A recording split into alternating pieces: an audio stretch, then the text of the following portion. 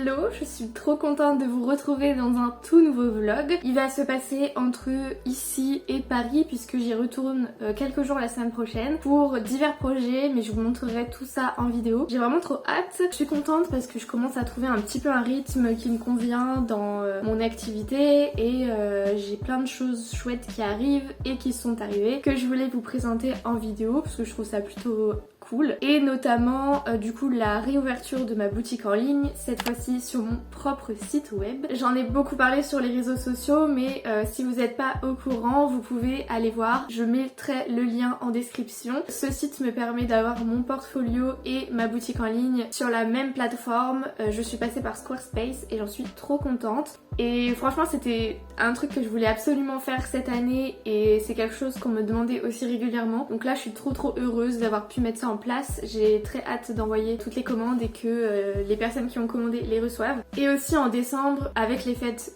de fin d'année, je prépare 2 marchés de créateurs créatrices auxquels je participe. Donc pareil, les dates seront communiquées sur Instagram. La semaine prochaine du coup à Paris j'y serai une semaine. J'ai 2 projets clients qui vont me prendre énormément de temps, mais j'essaierai cette fois de vous partager un peu plus, de filmer des bouts de ces projets là pour que vous puissiez voir à quoi ça ressemble. Et ensuite je vais essayer peut-être de faire une exposition parce que j'avoue que ça me manque un peu et pourquoi pas l'inclure dans ce vlog. Faut que je regarde un peu ce qu'il y a en ce moment, mais j'ai très hâte de vous emmener avec moi dans toutes ces petites aventures. Aussi la semaine dernière, ma collaboration avec la petite épicerie pour leur collection de peintures au numéro est sortie et la boîte est juste ici derrière, donc je voulais vous montrer un peu l'intérieur. Normalement j'ai prévu de faire un reel aussi où je peins du coup le résultat. Je suis trop contente de cette collab et de voir mes illus sur ce type d'objet, donc j'avoue que ça me rend très fière et je vais vous montrer ça. Donc le coffret se présente comme ceci. Pour celles et ceux qui ne connaissent pas le but de la peinture au numéro, c'est tout simplement une illustration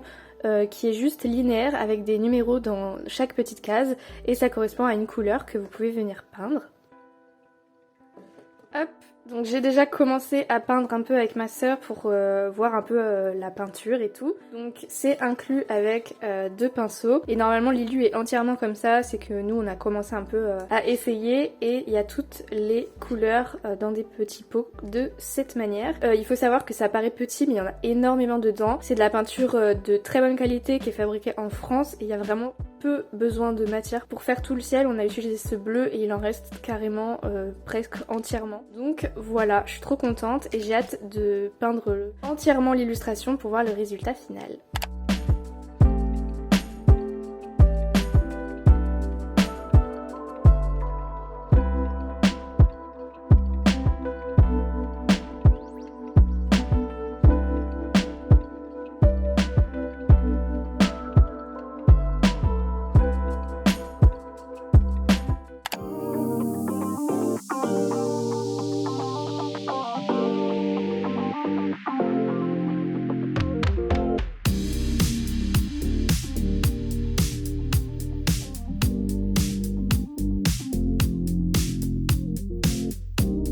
Hello, je suis de retour à Paris pour une semaine comme je vous l'avais dit.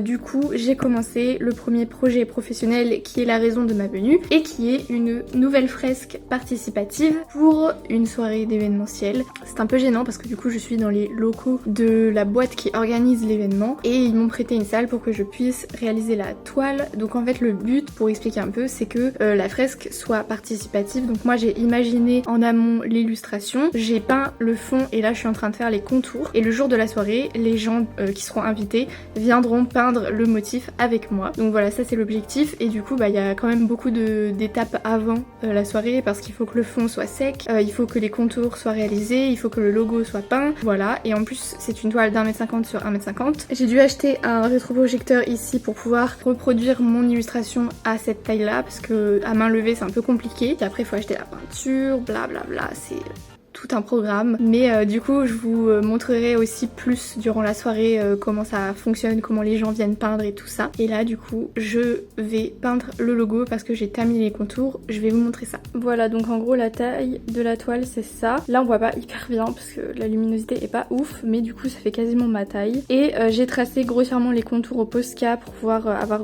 une espèce de trame pour savoir où est-ce qu'on peint. Et le logo du milieu, il faut que je le peigne en rouge pour vraiment qu'il ressorte durant durant la soirée et qu'on sache que c'est une activité. Et voilà, donc là ça paraît vraiment dessin de maternelle, mais c'est qu'après les couleurs, il y aura les détails qui seront rajoutés, mais c'est vraiment à la toute fin. Il faut que ce soit assez simple parce que c'est les gens qui viennent peindre, donc faut pas non plus un truc qui va prendre 3 jours quoi. Il faut que ça prenne maximum 4 heures.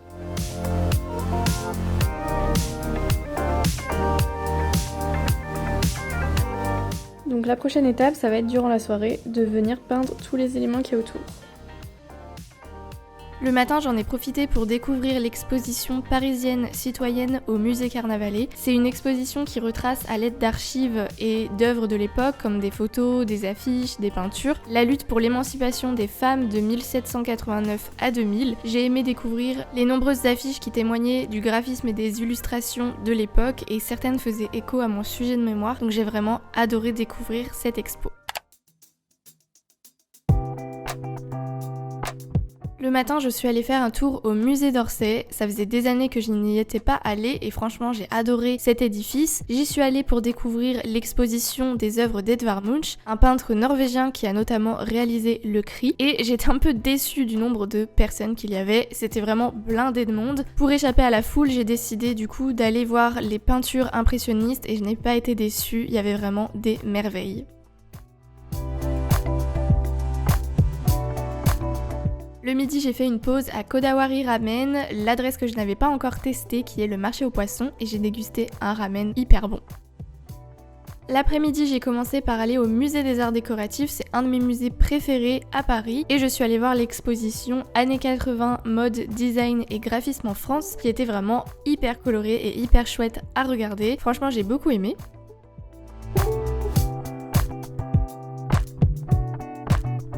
Pour la dernière expo du jour, j'ai enchaîné avec l'espace Monte Cristo qui proposait une exposition autour des œuvres cinétiques avec plein d'effets d'optique, c'était vraiment chouette aussi à découvrir. L'expo est toute petite donc c'est rapide de faire le tour et franchement ça vaut le coup d'œil.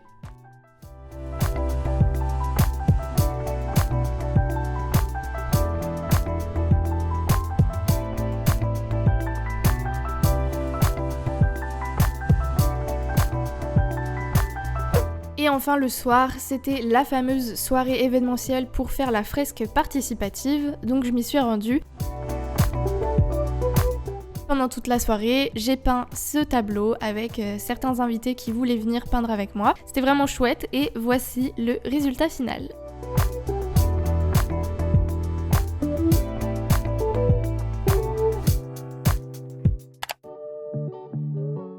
Pour la fin de semaine, j'étais hébergée chez Julie du compte Atelier Hein et elle m'a fait découvrir son atelier puisque pour le mois de décembre, on sort une collaboration ensemble avec nos deux univers. Donc j'ai créé des illustrations qui deviendront des objets en tufting. J'ai trop hâte que ça sorte. J'espère que vous allez bien accueillir ces créations. En tout cas, nous on est trop fiers du résultat. Il y aura un gros tapis, des porte-clés et des accroches murales.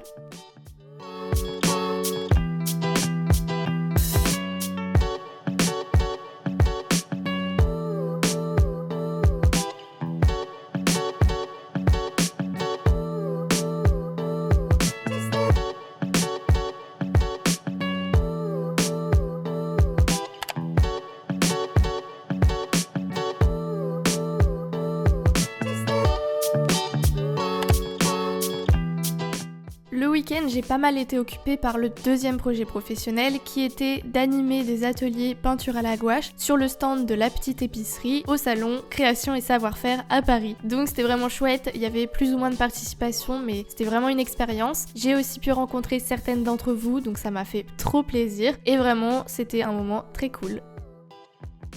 J'ai profité de ma pause pour aller voir les autres stands du salon, il y en avait des très très chouettes et j'ai vraiment eu un gros coup de cœur pour les œuvres de Steffi Broccoli.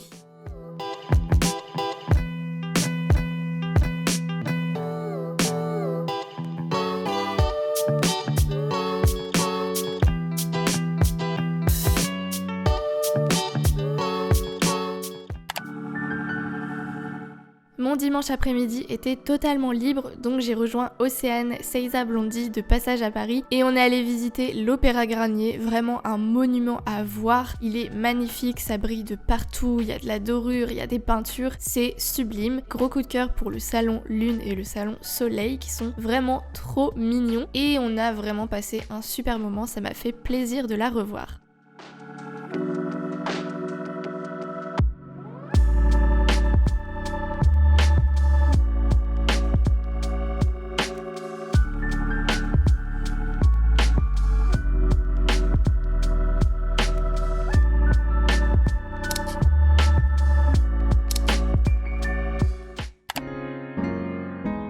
Ça y est, je suis de retour de ma semaine à Paris. Vous avez pu voir les images, ça s'est très bien passé, ça m'a fait du bien de revenir un petit peu à une grande ville et pouvoir faire des sorties culturelles, des musées, des expos. C'est vrai que ça me manquait un petit peu. Je le ressens pas trop, le manque pour l'instant d'être dans une grande ville. Bah on arrive en hiver donc les jours raccourcissent et il fait pas super beau. J'ai moins l'envie de sortir de chez moi donc ça me pèse moins. Mais je pense qu'au printemps ça va être un peu plus compliqué donc j'espère que j'aurai l'occasion régulièrement de faire ce genre de petit séjour parisien parce que voilà c'était vraiment très chouette. Et sinon je voulais revenir sur un petit point qui est que la semaine ça a été un petit peu une parenthèse dans mes projets, ce que je suis censée faire et j'ai une to-do list extrêmement longue qui m'angoisse beaucoup et dès que je suis revenue j'ai eu cette angoisse qui est revenue de il faut que je fasse ça j'ai toujours pas fait etc et c'est une liste de choses à faire qui devient de plus en plus longue, qui est compliquée à gérer puisque je suis toute seule mais c'est le cas pour toutes les personnes qui sont freelance et qui ont une micro-entreprise. Quelqu'un m'a dit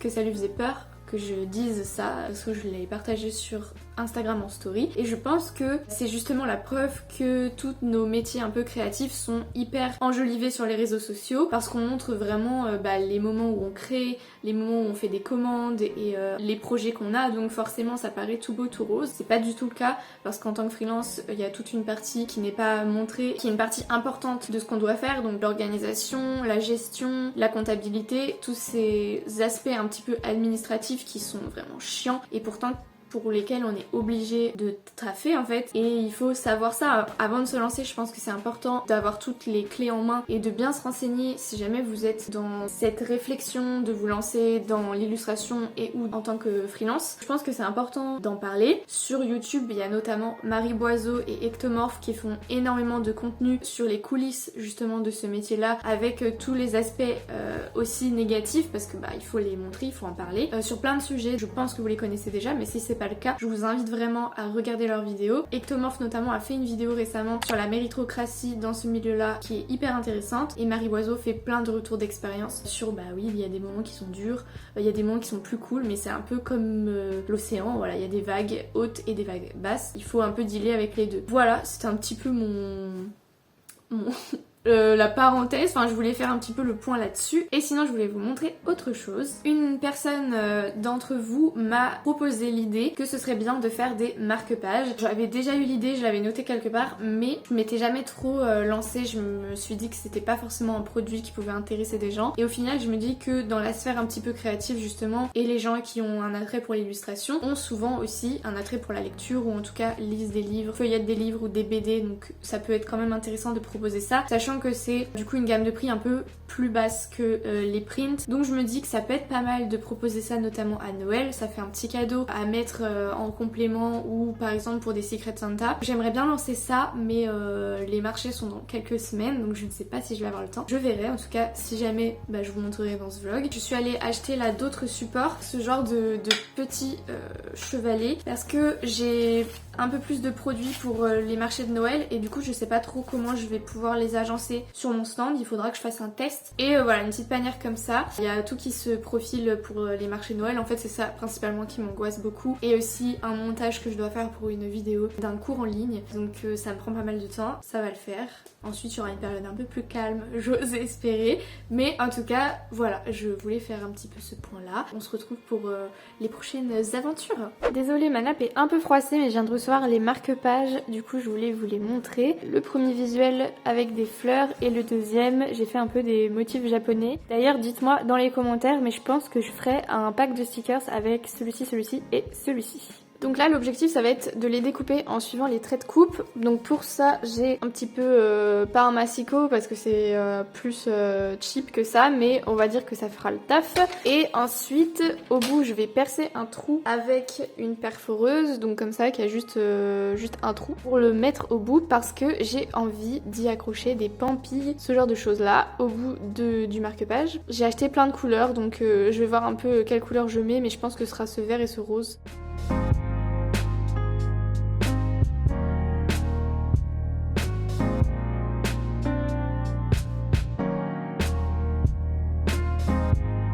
Hop, donc découper ça donne ça. Je pense que je vais arrondir les bords avec ce petit outil. Donc il suffit de le mettre comme ça bord à bord et d'appuyer ici.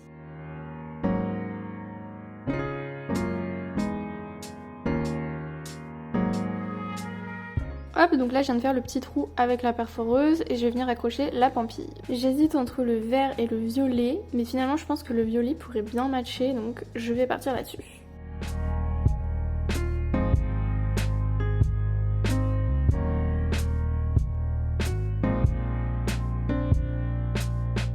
Voilà le résultat des deux marque-pages avec les petites pampilles au bout. Je trouve que ça rajoute vraiment quelque chose. Petit détail qui me déplaît, c'est que malgré le grammage de 350 grammes, je trouve que c'est pas si épais que ça pour un marque-page. Donc peut-être qu'il faudrait carrément 400, mais je sais pas trop si l'imprimerie peut le faire. En tout cas, j'aime beaucoup le rendu. Dites-moi ce que vous en pensez. Ils seront à retrouver d'abord sur les marchés de décembre et ensuite sur ma boutique s'il en reste. Salut!